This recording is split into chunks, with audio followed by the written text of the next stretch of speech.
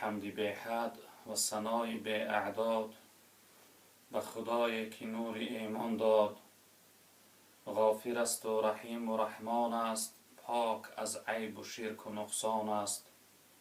صلوات خدای هر ساعت بر رسولی که هست از او طاعت. نام پاکش محمد عربی، راه نماینده بزرگ و سبی. اما بعد، السلام علیکم و رحمت الله تعالی و برکاته. برادران عزیز، دوستان گرامی قدر، دوستان از بنده خواهش کردند که یک توصیه، یک نصیحت درباره کلمه استغفار گفتن و فایده های استغفار صحبت داشته باشم. این لحظه خواستم که جواب خواهش اون برادرها را گردانم و در باب فایده های استغفار که کلمه استغفار گفتنش چی فایده دارد یک چیزی صحبت داشته باشم. کلمه استغفار ما و شما استغفر الله میگوییم. معناش این است که پروردگارا منو مغفرت بکن، منو از همه گناه و بدی پاکیزه بگردان. یعنی کلمه استغفار گفتنش فضیلت و ثواب زیاده دارد.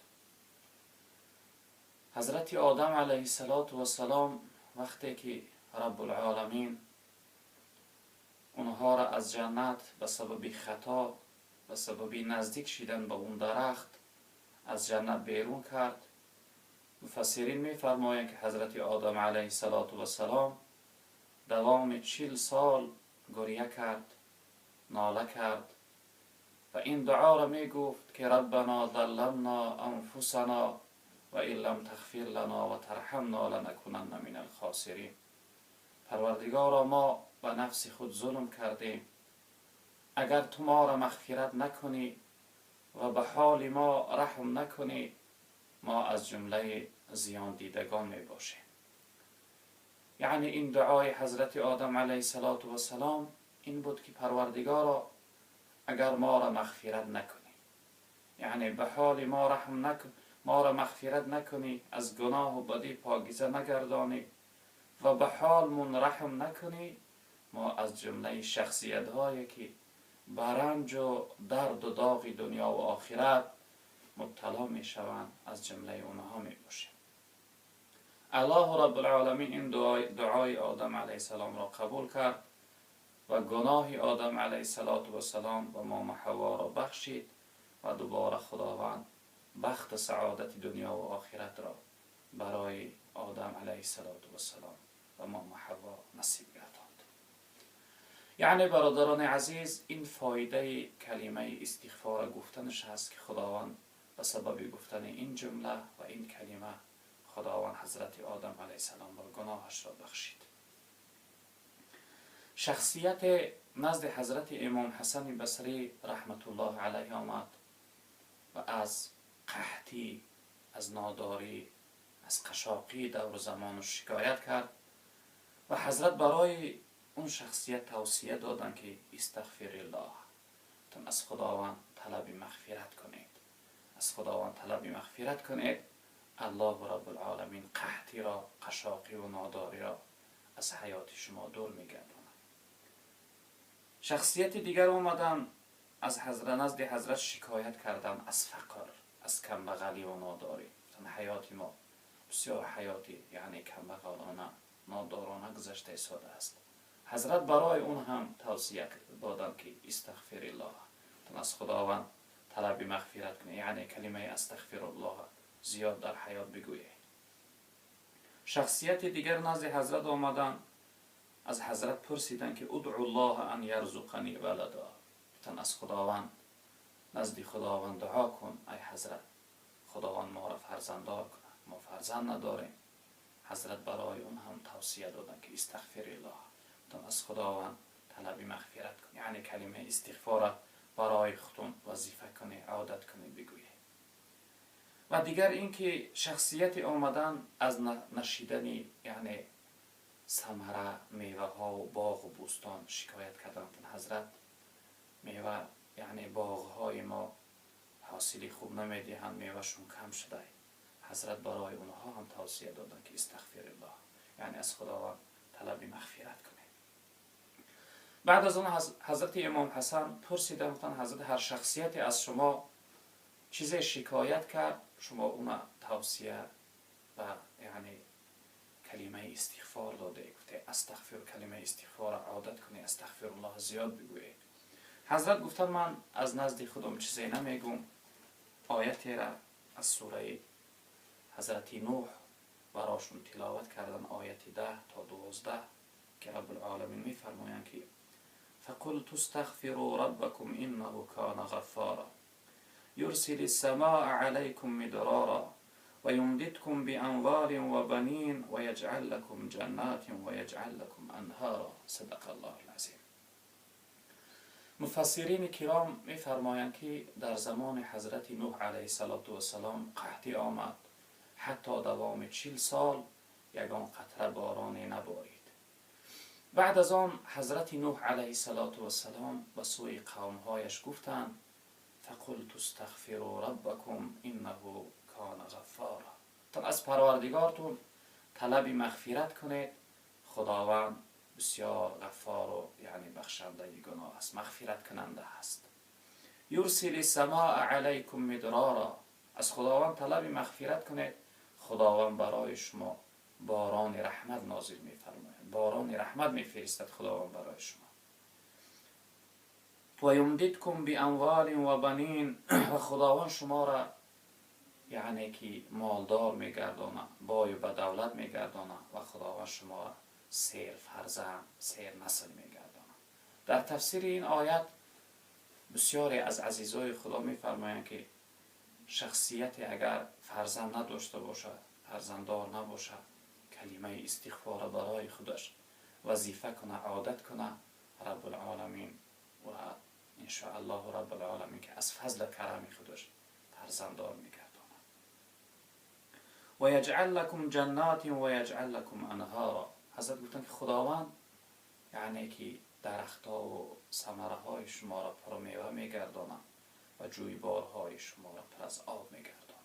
یعنی این قحطی، این قشاقی را از حیات شما دور می‌گرداند. اگر ما و شما هم برادران عزیز بزرگوار این کلمه استغفار یعنی استغفر الله گفتن عادت کنیم، برای خود وظیفه کنیم، حدی اقل از همه کمتر روزش 100 بار نباشه، از 1000 بار زیاد اگر ما در حیات این جمله را اگر بگوییم، ان شاء الله رب العالمین که خداوند به سبب فضیلت این کلمه و به سبب گفتن این کلمه خداوند به برکتی را از حیات ما دور می‌گرداند. این قحطی و یعنی این ناداری که در حیات مسلمان‌های امروز آمده است، این رنج و مشقتی که در حیات ما آمده است، این غریبی که در حیات ما آمده است، خداوند اینها را از حیات ما ان شاء الله رب العالمین دور می‌گرداند. یعنی این آیت بود که دلالت برای فایده های یعنی کلمه استغفار گفتن دلالت دارد. در روایت پیغمبر بزرگوار صلی الله علیه و سلم فرمودند که من لزم الاستغفار جعل الله له من كل ضیق مخرجا و من كل هم فرجا و رزقه من حیث لا یحتسب. گفتن هر شخصیتی که کلمه استغفار برای خودش گفتنش لازم بدانه، یعنی وظیفه کنه و عادت داشته باشد، خداوند اون شخصیت از تمام حالت تنگی، از تمام حالت مشکلی بیرون میبره. یعنی رنج و مشقت، یعنی مشکلی ها را، دشواری ها را از حیات او خداوند دور میگردونه. و من کل هم فرجا، خداوند تمام غمگینی ها را، ناراحتی ها را، ناآرامی ها را از حیات او انسان دور میگردونه.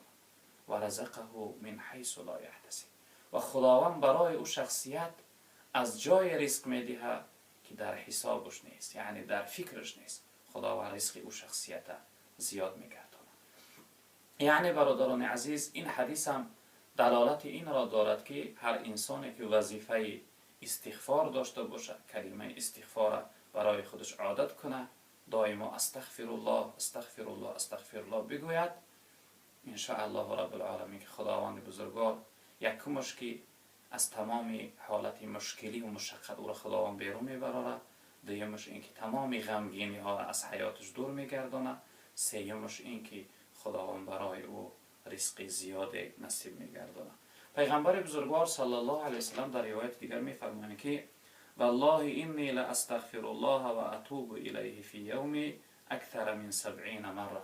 تن قسم به نام الله، من هر روز کلمه استغفر الله و توبه را زیادتر از 100 بار یعنی برای خودم عادت کردم. هر روز از 100 بار زیاد کلمه استغفر الله میگم و نزد خداوند توبه میکنم. یعنی پیغمبر بزرگوار صلی الله علیه وسلم معصوم بودن، از گناه پاکیزه بودن، اما این توصیه حضرت، این نصیحت حضرت برای ما امتان پیروان است که ما هم باید کلمه استغفار برای خود عادت داشته باشیم، یعنی وظیفه داشته باشیم. در روایت دیگر پیغمبر بزرگوار صلی الله علیه وسلم فرمودند که طوبی لمن وجد فی صحیفته استغفارا کثیرا.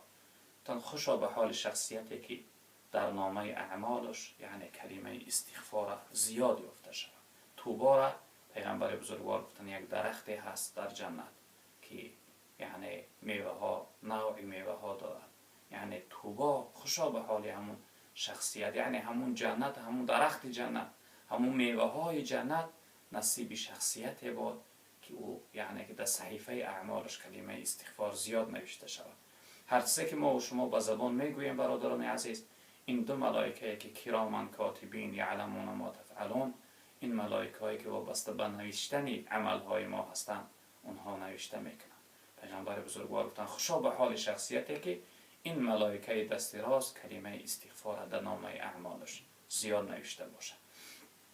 ما و شما یک عادت داریم وقتی که یعنی از نماز سلام دادیم، اینم یکی از سنت ها هست که 3 بار استغفر الله استغفر الله استغفر الله میگوییم. اینم دلالت معناش هم این است که ای پروردگار، اون کمبودی و ناقصی و نارسایی که در این عبادت من است اون از من پاکیزه بگردان و این عبادت، این نماز من به درگاه بی نیازت قبول بگردان. ببینه که حتی بعد از نمازم پیغمبر بزرگوار برای ما تعلیم دادن که 3 بار کلمه استغفر الله استغفر الله استغفر الله میگوییم. این هم یکی از سنت های جناب پیغمبر صلی الله علیه وسلم است. البته سببی که امروز رنج مشقت در حیات ما مسلمان ها زیاد شده است، بی برکتی در حیات ما پیدا شده است، رزق های ما کم شده اند، سببش از روی گناهکاری و نافرمانبرداری خود ما است. اگر ما و شما کلمه استغفار را بگوییم، خداوند در برابر این کلمه استغفار گناه های ما را از ما پاکیزه میگرداند. وقتی که گناه از ما پاکیزه شد، ان شاء الله که برکت حیات در حیات ما زیاد می شود. رب العالمین در حدیث قدسی فرمودند که لو بلغت ذنوبک عنان السماء ثم استغفرتنی غفرت لك ولا ابالی.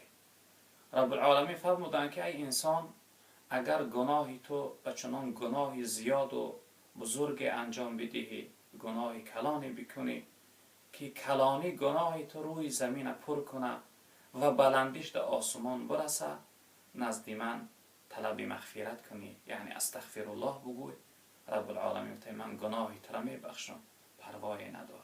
یعنی هرچند اگر انسان گناهش کلان باشه، وقتی کلمه استغفار استغفر الله گفت، به فضیلت این کلمه و به سبب گفتن این کلمه الله رب العالمین گناه و شخصیت میبخشیده است. وقتی گناه الله رب العالمین ببخشه، ان شاء الله رب العالمین که این شخصیت از جمله خوشبخت‌ترین و بهترین شخصیت ها خالی از گناه میگردد. به همین خاطر برادران عزیز بزرگوار، توصیه من برای همه شما این است که حدی اقل از همه کمتر در یک روز 100 بار کلمه استغفر الله یعنی وظیفه داشته باشیم. حرکت کنیم چقدر میتوانیم تا 1000 بار روزش یعنی که کلمه استغفر الله برای خود بگوییم. ان شاء الله رب العالمین در مدت اندک خداوند حیات ما را تغییر میده، رنج مشقت از حیات ما دور میگردانه، مشکلی های ما را آسان میگردانه. ان شاء الله که برکت در کسب و کار و در حیات در زندگی ما زیاد میگردانه. و همه شما را برادران عزیز بزرگوار به خداوند امانت میسپارم. از خداوند عاجزانه مسئله دارم که پروردگارا مشکلی های دینی و دنیوی ما را آسان بگردان و خداوند در کسب کاری حلالی، یعنی تجارتکارها و کاسبهای ما برکتها عطا بفرما. پروردگارا وطنی عزیزی ما را پر فیض و برکت بگردان. پروردگارا رنج و مشقت از حیات ما مسلمان ها دور بگردان. و آخر دعوانا ان الحمد لله رب العالمین.